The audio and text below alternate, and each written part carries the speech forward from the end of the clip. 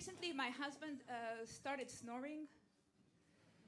Yeah, indeed, very bad. It's very bad, and it didn't used to be like this. Like 20 kilos ago, it didn't.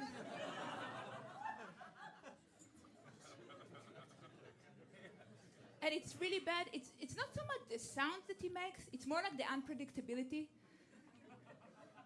Like you don't know where it's going, right? And it always starts very, very innocent, like.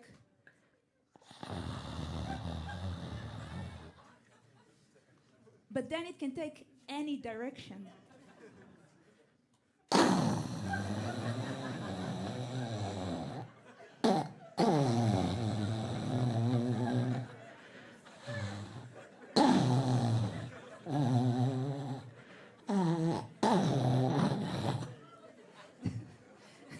I can do it all night. That's just for me.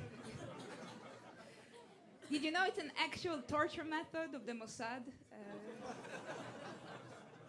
Sleeping next to a middle-aged guy, right? Okay, let's go.